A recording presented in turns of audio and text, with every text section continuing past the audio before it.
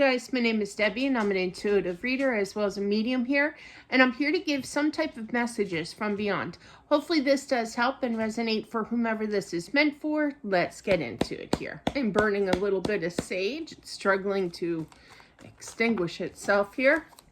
I feel like taking this. I literally heard all that I could do. I gave it my all. To the very end, I never stopped loving you here.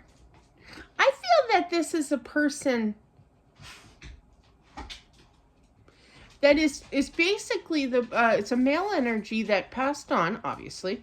And I feel that he was, I just heard efficient. I was very efficient in life, meaning that they knew how to be a handyman. They knew how to make money. They knew how to balance life and money in general. And plus, I loved all. Very pleasant energy. I did it all, you know. I literally heard that. I did it all. And I feel that they want you to know that before their passing. Now, you do have the King of Pentacles as well as the Queen of Pentacles. That's a power couple here. So this is a very well-rounded balanced couple here, but I feel that this message is for a wife that lost her husband, and now it's just kind of like, I literally heard diminished. So everything is just diminished now. No communication, feeling lost, feeling trapped as well. The trapped feeling, what I'm feeling here with that is kind of like, I don't know what to do with myself, you know, because of this ending here. Okay. She had you, okay, the person who was hopefully resonating with this, was very, very much struggling, and rightfully so. It's hard to get past this energy of this mourning for this person, but I feel like his message is, I'm still here. I'm still here, even though I'm not of the physical realm. I'm of spirit here, and I'm around you. Don't you feel me? I feel like he visits you. I feel a living room where you sit on the couch, and I feel that you do look around. You do like kind of question yourself.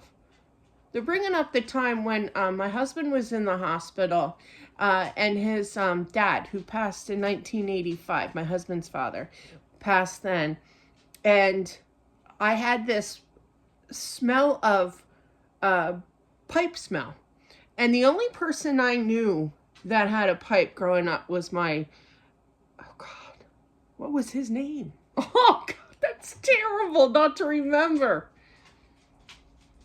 Oh, anyway, I had an uncle. He lived in the Jersey Shore, literally like beachfront area. And I remember that I was like little when I met him. I only met him once.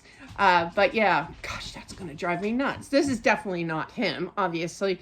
But it's kind of like you're going to like smell something, because this pipe smell was only used by this uncle, right? And then it hit me, and because I kind of like just shrugged it off when I smelled that in the hospital, because I'm like, that's not, you know, whatever, you know, you're not supposed to smoke in here, you know.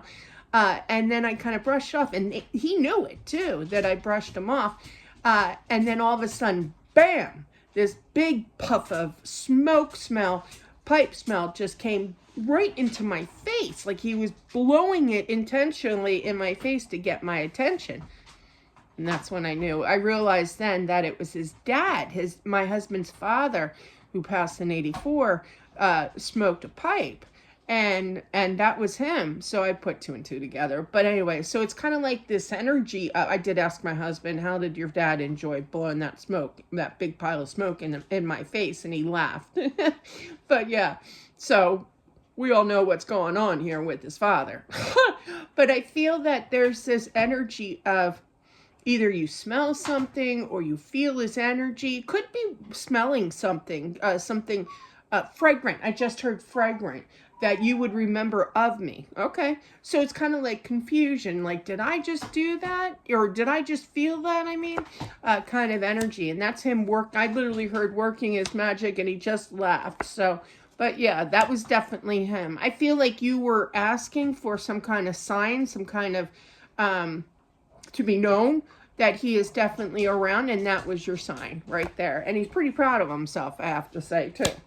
Yeah. He's not going anywhere. He's not going anywhere. And if you do move as well, I do feel a little bit of moving, maybe not just yet. There's some kind of cautiousness. There's some kind of, I can't do that because of the memories, because if I leave, he's gonna leave me, you know, even spiritually speaking. No, he'll still be there. He'll still communicate to you. He loves you to this day. Now he's switching over into the bedroom. The light's off, but I see you literally going like this and crying your eyes out, you know. Oh, sorry. He sees this, definitely. He's trying to comfort you here. I wouldn't be the least bit surprised. I feel like he's giving you like a partial hug. It's not the side chummy chum hug. It's the going in for the hug, but only with one arm around you here. But I feel that on your back, you could feel a hand of some sort. He's trying his best. He's definitely showing the action here. I literally heard going to the other side. I didn't expect this. Now that could be, I'm feeling it's more like what heaven presents itself, you know, the afterlife here. It's nothing like I imagined. Nothing. There's no drama. There's no fighting. There's all calm and everything. And it's kind of like, this is a whole new world up here. Like he's used to, you know, a lot of drama, a lot of tension, a lot of worry, concern, confusion, what's going on, you know. And I feel like he actually had to, I literally heard, I had to have somebody pinch me to see if it's real or not. But yeah, once he settled, I mean, he knew, you know, but it was just so unbelievably beautiful. I literally heard that. I do feel that this could be grandchildren, though. I'm feeling it's grandchildren. I feel that he watches over the grandchildren here while they sleep.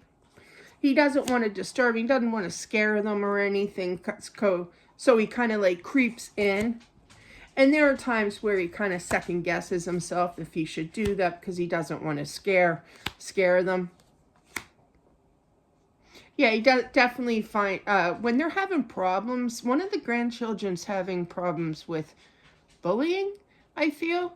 They cry, the child cries, and the grandfather here, he sees all this happening, and I feel like he wants something done about it.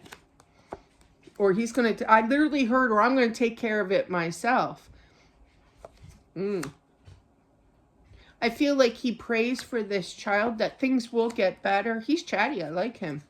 But yeah, I feel that it's a grandson that is getting bullied or something. But I do feel that, and I feel that the grandson here does talk to him, does believe that he is around.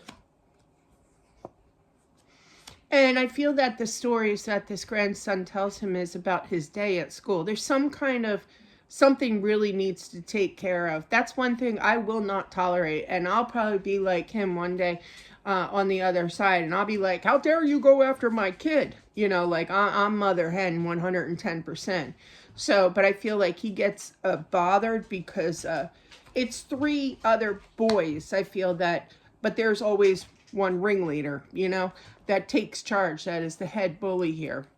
The other 2 are just kind of, excuse the term, but I heard peons. That's coming from him in regards to they just follow him because they don't, oh my gosh, you're vocal. Because they don't have a brain for themselves. Okay. Okay. All right. Calm down. But yeah, no, he's going to settle his energy here. But, you know, I feel that the wife does pray to him too, talk to him here, feels his energy, okay, is really trying to zoom in, focus in on his energy. One day you two will reunite.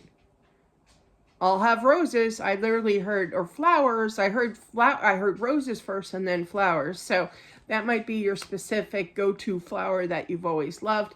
I have a specific flower that I love, red and white, well, 2 of them, red and white carnations, not combined, but separately, but together as a bunch, you know, red and white. I love that combination.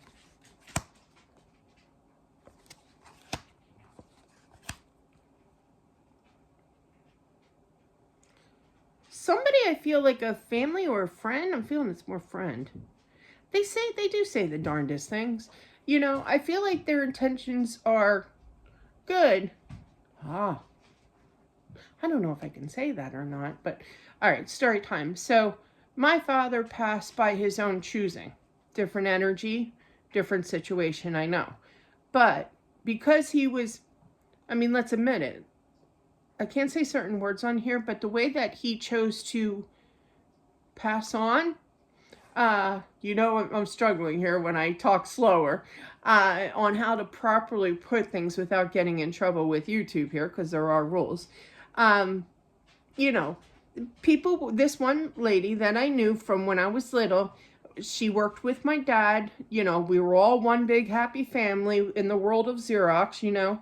And she was there at his celebration of life thing. And she says, I'm so mad at him, I could kick him right now. Like she literally said that. Now I feel like somebody was just expressing their grief over this, but they came across kind of foolish sounding. Not that my dad's friend, you know, coworker, what have you, was being foolish or anything. She was just expelling, you know, her emotions, and I feel that the wife here knows. Now I don't feel like this this father, this husband, grandfather that passed on, I don't feel like he did anything foolish, you know, but I just feel like it's kind of like, this is not fair. Like somebody said that to you, and it was kind of like, really? Did you really have to say that now? Like, I'm trying to heal here, you know. But she was just having her own precious moment with expelling, you know, pent up frustration. Okay, so I feel like he's giving you the explanation, not me.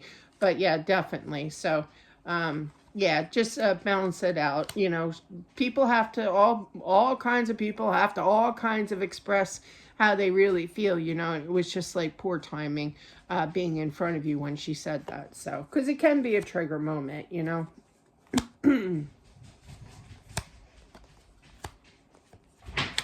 I feel that he wants you to eventually move on when you're ready. I feel like you're going to be fixing up a house as well. And I do feel that you're going to get another house. You're going to be successful here. And I feel like you're going to get little clues. My husband had a, sorry for my husband story time all the time, but, he had a work badge, right? And I was cleaning out a box that I haven't dug into in some time, you know, and I'm digging through it. I'm like, oh, wow, I forgot I put this here. Here it was, my husband's badge for work, and it had his picture on, and I'm like, oh, you know, but you know, it made me sad for a split second, but and laugh, and then the next I was laughing at his goofy face, because he never liked the camera. He always made like a either a real serious look, or you could just tell the personality that he had during that picture. Like, I really don't want to sit here in front of this camera. Look on his face, and it made me laugh. But it also brought this extra love here as well. So, but I do feel that you're going to meet somebody. You're going to start talking to somebody if this hasn't taken place already. But I also feel in the same sense that you'll be getting signs around the house, like seeing, oh, that's where I was going. Sorry, I digressed. But yeah, it's kind of like, oh, you found your husband's work badge, like Deb did, you know, or you'll see like 11:11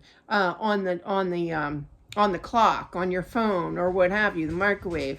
But little signs around the house. I literally heard around the house. So I feel like you're going to find something to give you clarification that he wants you to move as well, and to fix up the house and everything, and that you're doing a great job with it. You're going to be very, very successful. So 2 different messages from 5 cards. Not bad. But yeah, definitely that's what I have, guys. I hope that this helps. Thank you all for watching. I truly appreciate it. And I'll talk to you soon. Bye.